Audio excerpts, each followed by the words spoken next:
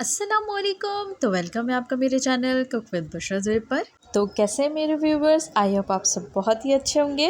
तो आज cook with Bushra ज़ोई पे बन रही है ये मज़ेदार सी मसूर की दाल गोश्त, जिसे आप चावलों के साथ खाएं या रोटी के साथ, दोनों से ही बहुत ही अच्छी लगती है। बहुत ही टेस्टी और सौंधी बन के रेडी होती है ये दाल। तो यहाँ मैंने मटन में बनाई है, आप चिकन या बीफ कोई सा भी मीट यूज़ कर सकते हैं। तो चलिए बनाना शुरू करते हैं। तो सबसे पहले ऑयल ऐड करेंगे कुकर में। यहाँ मैं कुकर में बना रही हूँ। 3/4 कप मैंने ऑयल ऐड किया है। जब ऑयल गर्म हो जाएगा तो यहाँ 2 मीडियम साइज़ की मैंने प्याज ऐड की हैं। तो हमने प्याज को गोल्डन होने तक फ्राई कर लेना है। तो यहाँ सबसे पहले हम गोश्त रेडी कर रहे हैं दाल के लिए। तो खड़े मसालों में ऐड करेंगे 1 टीस्पून सफ़ेद ज़ीरा, 1 बड़ी इलायची, 2 दालचीनी के छोटे टुकड़े, 2 लौंग और 10 से 12 साबुत काली मिर्च ऐड करेंगे और इनको भी फ्राई कर लेंगे साथ में। और जब प्याज अच्छी सी गोल्डन ब्राउन हो जाएगी तो यहाँ पर गोश्त ऐड करेंगे। यहाँ मैं मटन का गोश्त ले रही हूँ और ये हड्डी वाला गोश्त है, आप बीफ या चिकन भी ले सकते हैं। अब गोश्त को 3 से 4 मिनट अच्छी तरीके से भून लेंगे। जब गोश्त का कलर चेंज हो जाएगा तो यहाँ 2 टेबल स्पून मैं लहसुन अदरक का पेस्ट ऐड कर रही हूँ और इसको भी हमने 1 से 2 मिनट फ्राई कर लेना है। और जब लहसुन अदरक अच्छे से भुन जाएंगे तो यहाँ पर ड्राई मसाले ऐड करेंगे। तो मसाले में यहाँ ऐड करेंगे 1 टेबल स्पून नमक, 1 टेबल स्पून पिसा हुआ धनिया, 1 टीस्पून हल्दी और 2 टेबल स्पून लाल पिसे हुए मिर्चें। बाकी नमक मिर्च आप अपने टेस्ट के मुताबिक कम या ज़्यादा कर सकते हैं। अब इसको भी अच्छी तरीके से 2-3 मिनट तक भून लेंगे।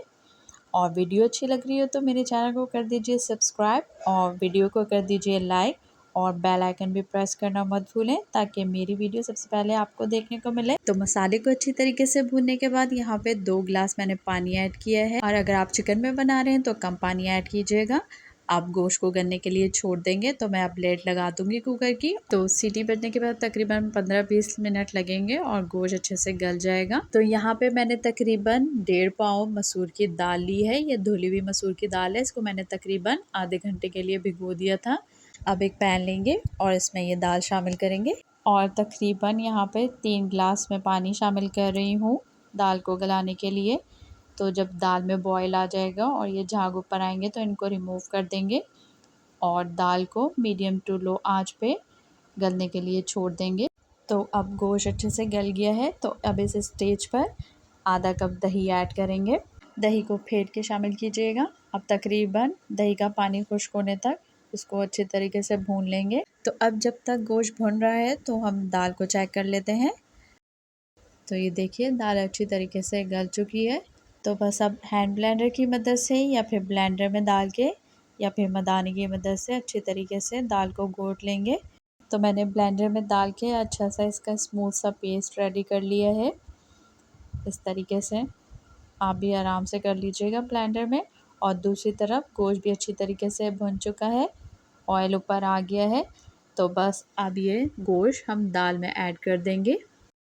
तो अब दाल और गोश्त को अच्छी तरीके से मिक्स कर लेंगे ताकि दाल और गोश्त का मसाला अच्छी तरीके से यकजान हो जाए। तो अब इस स्टेज पे 2 गिलास पानी ऐड करूँगी और साथ ही कटा हुआ हरा धनिया और हरी मिर्च ऐड करूँगी।